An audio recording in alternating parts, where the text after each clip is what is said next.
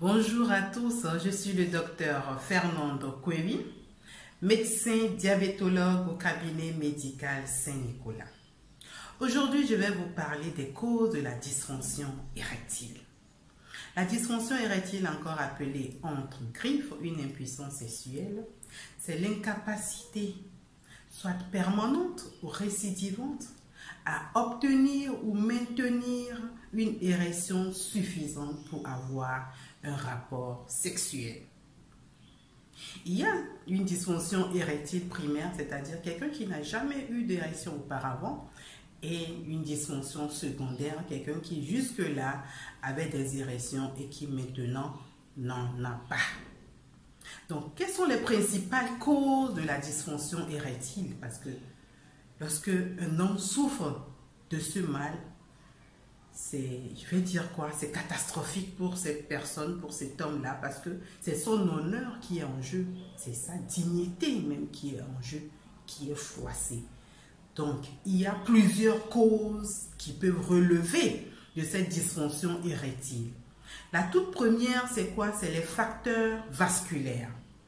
Lorsque vous avez votre diabète qui n'est pas équilibré, donc 30% des patients diabétiques vont développer une dysfonction érectile.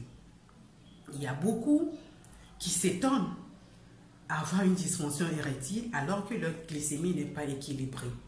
Ils n'ont pas à jouer à l'étonner, non. Ils doivent se dire, mais pourquoi? Parce que j'en reçois beaucoup qui pensent que ils doivent avoir une fonction érectile normale quand bien même ils ne sont pas bien équilibrés. Et ils tournent à gauche et à droite, ils sont là à prendre beaucoup de tisanes, à prendre des médicaments à gauche et à droite pour sauver cet honneur. Mais moi je leur dis que tant que votre glycémie ne sera pas en ordre, vous allez toujours souffrir de ce mal. Donc il faut prendre le mal par la racine pour éviter donc ces conséquences. Il y a également l'hypertension artérielle qui est incriminée. Lorsque vous n'êtes pas équilibré au niveau de la tension artérielle, alors vous allez développer également une dysfonction érectile. Il y a certains médicaments qui sont incriminés dans l'apparition donc de la dysfonction érectile. Même lorsque vous fumez, le tabac est également incriminé. Une dyslipidémie est également incriminée dans l'apparition de la dysfonction érectile. Donc, vous voyez qu'il y a beaucoup de causes qui sont incriminées. Ça, c'est les facteurs vasculaires. Lorsque nous allons attaquer maintenant les facteurs hormonaux, il y en a également beaucoup. Lorsque vous avez votre testostérone qui n'est pas dans la norme, alors vous allez développer une dysfonction érectile. Ou lorsque vous avez des troubles au niveau de votre hypophyse hypothalamique également, il va avoir des conséquences là-bas, ou bien au niveau de votre gonadisme, ou même au niveau de la thyroïde. Lorsque tous ces facteurs hormonaux, il y a des troubles à ces niveaux, vous allez développer une dysfonction érectile. Il y a également les facteurs neurologiques qui sont incriminés. Par exemple, lorsque vous avez un traumatisme au niveau du bassin, alors en ce moment, vous pouvez avoir une dysfonction érectile. Et également les facteurs psychogènes. Lorsque vous êtes hyper stressé, on sait que le désir même vient au niveau de la tête. Donc lorsque au niveau psychogène, vous avez un déséquilibre, vous n'êtes pas en mesure d'être stable à ce niveau, en ce moment, vous allez encore développer donc la dysfonction érectile.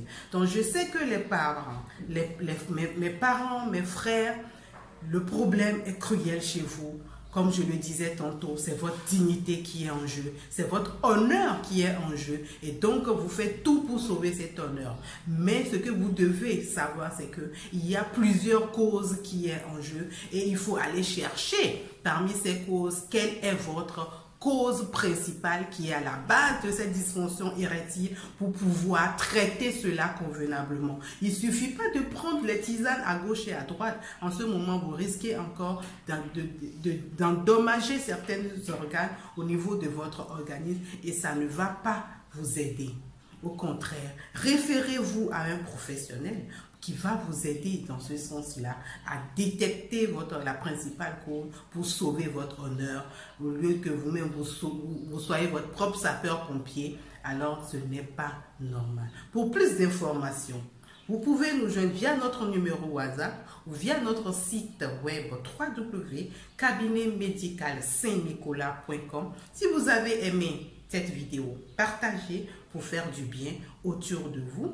Vous pouvez vous abonner également à notre page Facebook pour avoir des notifications de nos prochaines vidéos. Je vous remercie.